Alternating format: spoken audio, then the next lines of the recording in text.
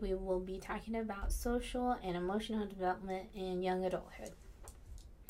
And there's a link between adults who are securely attached to the caregiver during infancy and secure attachments to the romantic partners 20 years later.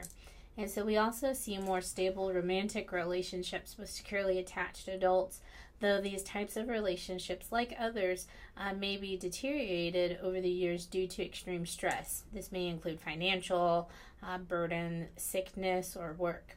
So securely attached adults are characterized by positive views of relationships, their ease at getting close to others, not overly concerned with or stressed by their relationships. They enjoy sex in the long term. They're committed in their committed relationships and no one-night stands. So avoidant adults, on the other hand, are often hesitant about getting involved romantically, distance themselves from their partner, have lower sexual satisfaction, are less committed, have more infidelity, endorse higher depression and anxiety. So similarly, anxious adults demand closeness, are less trusting, are more emotional, jealous, possessive, experience lower sexual satisfaction, are less committal, and endorse higher anxiety and depression. So the last two are linked with insecure attachments, which later in adulthood is also linked with disease, chronic illness, cardiovascular issues, which is a result of high blood pressure and can lead to a heart attack and or stroke. So attachment is relatively stable throughout the lifespan, but an individual can change their behaviors if, say, they go to a clinical psychologist or just learning new ways to interact with others.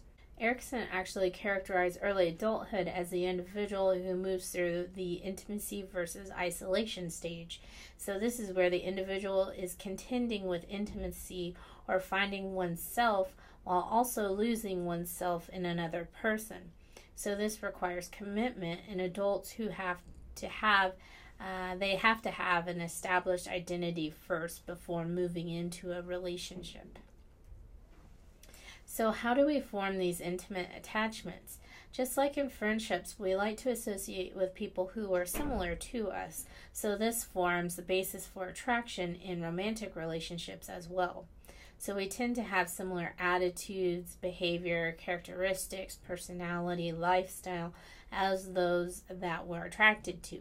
So we nurture and develop intimate relationships in the sense of close friendships and romantic partners by providing consensual validation, which is an explanation of why people are attracted to others who are similar to themselves.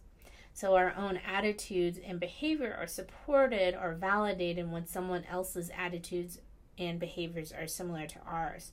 So this looks like if I tell you something that is really bothering me or stressing me out, you listen and say, I know exactly how you feel, versus, oh, that's nothing, why would you feel that way? The latter is invalidating and does not encourage affection. Female friendships, when compared to men, are more likely to exchange mutual support that may be partially explained by socialization. So women from a young age are socialized and reinforced to talk about their experience and emotions surrounding an event. So what we see with physical attraction is that men and women across many cultures differ on an importance they place on good looks when they seek an intimate partner. Women tend to rate considerateness, honesty, dependability, kindness, and understanding as important factors, whereas men tend to prefer good looks, then personality matching, and actually prefer conscientiousness. So the force of similarity operates at a physical level as explained by the matching hypothesis.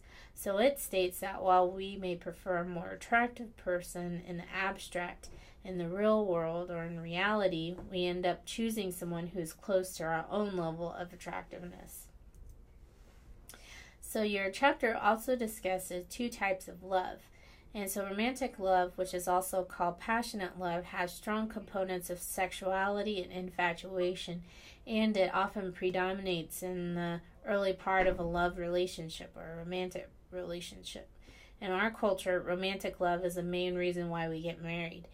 Romantic love involves a complex intermingling of different emotions.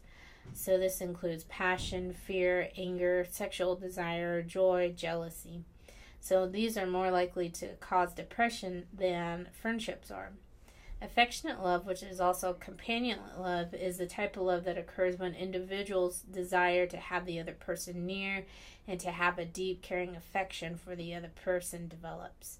So as love matures, passion gives way to affection. So with time, sexual attraction wanes and attachment anxieties either lessen or produce conflict within the relationship. So novelty of the relationship is actually replaced with familiarity with the other person, and lovers either find themselves securely attached to their partner or distressed. So the triangular theory of love is another way to consider the many types of love. It involves all three dimensions. In terms of relationships, more adults are remaining single longer in today's society. In 1960, 72% of individuals were married, and in 2010, 51% were married, leaving 27% never having been married, with others accounting for divorce. Sadly, the average age or the average duration of a marriage in the U.S. is currently just over 9 years. So the average age for marriage in the U.S. is 28.7 years for men and 26.5 for women. So given what we've talked about, think about those factors we've discussed, including cognitive development of young adults, their development, whether typical or not, their parental influence on their behavior and how they interact with others and process emotions, and lastly, the foundation for which they built their romantic relationship. Was it a romantic love or passionate love or an affectionate type of love? All of these lead to an understanding of why you may see this higher rate of divorce, and definitely impacts young adults' behavior. And within gay and lesbian couples, those in long-term relationships actually show the same patterns as heterosexual couples.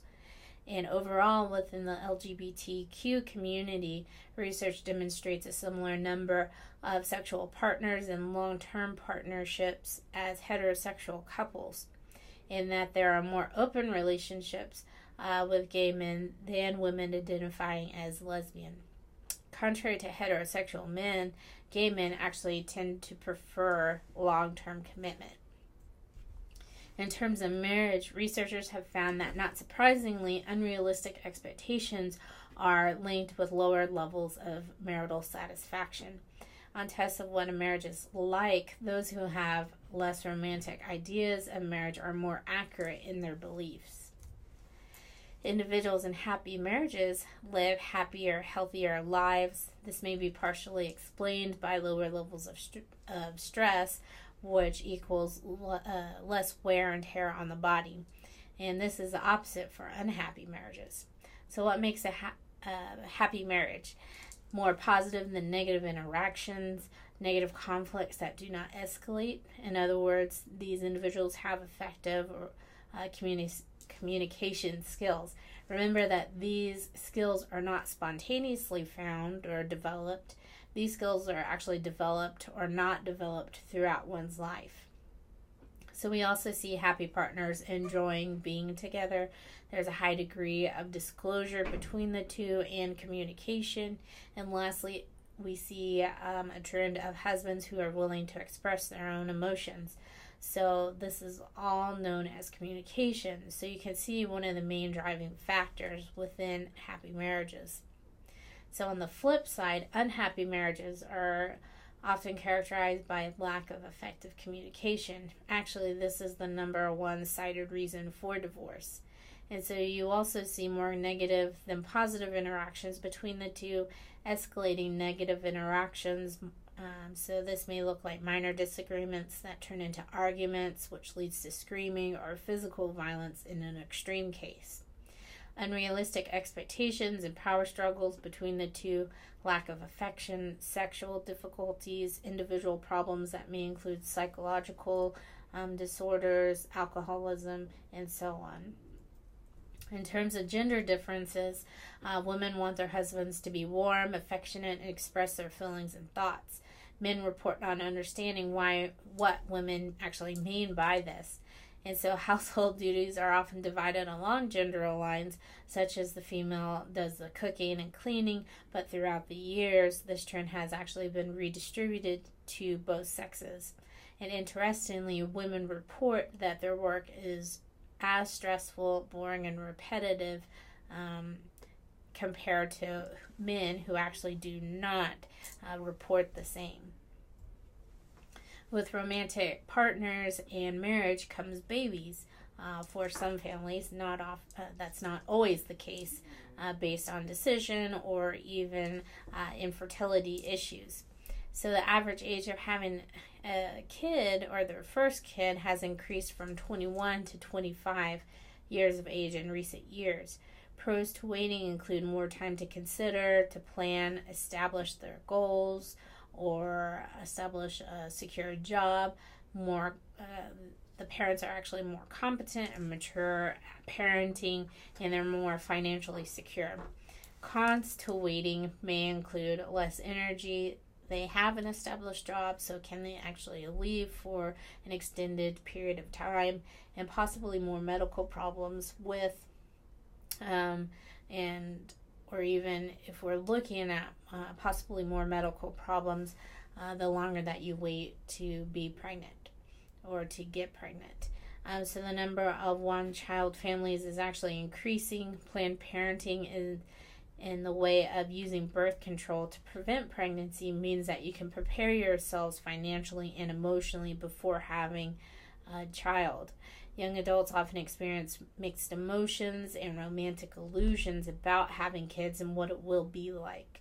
So we learn our parenting styles from our parents. So this is where intergenerational parenting styles enters the picture. So in relationships, you may have to actually reconcile those with those parenting styles that your partner brings into the relationship. And so this term is also actually used with families who include extended family, like the baby's grandparents and aunts and uncles, who may help or assist in the care and raising of your child. We also see trends in childbearing that include dual career or dual income families, fewer children overall, as we mentioned before, fathers who are more involved in direct parenting and investment rather than just the mother by herself. We also see that more kiddos are being placed into child care, which makes sense because if we're seeing an increase in dual career or dual income in families, that would impact the number of children going into child care. We also see the emergence, or have seen the emergence, of stay-at-home dad. So there's been a dramatic rise in the number of single adults, as we mentioned before. There's a new trend towards postponing marriage, and interestingly, for the first time in history, the proportion of 25 to 34-year-olds never marrying exceeds those that are married, or exceeds the proportion of those that are married.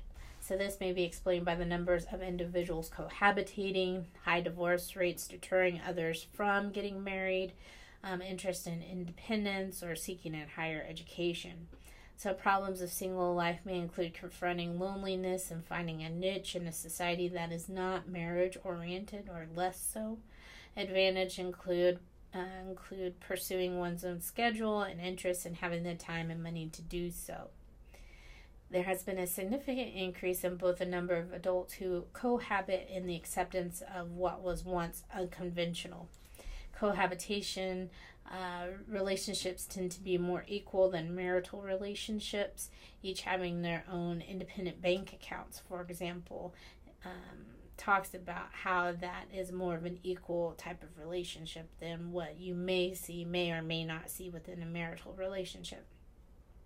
Researchers have found conflicting results, but most of the research suggests that cohabitation does not improve chances of marital success. Seems to either have no effect or to be actually detrimental to the relationship.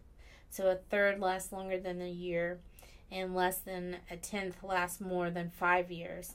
And so this is what we see is that it's easier to dissolve a cohabitating relationship than a marriage. And so this leads us to ask whether we're afraid of commitment as a society. So much of the outcome lies in the reasons for cohabitating and plans for the relationship in the future. So the level of commitment for each partner prior to cohabitation. So reasons for cohabitations include a trial run, shared expenses, spending more time together. While divorce has increased for all SES groups, those in disadvantaged groups, like those in the low SES bracket, have a higher incidence of divorce. So this isn't so surprising in the context of remembering from a few slides ago talking about the impact of stress and how that impacts the relationship. So divorce usually takes place early in a marriage, peaking in the somewhere in between 5 to 10 years of marriage. So risk factors for divorce include being young, so less than 20 when you marry, significantly increases that result. Being poor, marrying because of being pregnant, and being married for the second or nth time. So on average, divorce adults remarry within 4 years after their divorce, with men doing so sooner. Regardless of their form and size, newly reconstituted families face some unique tasks to their development and also to their interactions. So due to these difficulties, only 1/3 of stepfamily couples actually stay married. So remarried women report shared decision making, more influence in financial matters, and more financial security. And so that wraps up this portion of the chapter.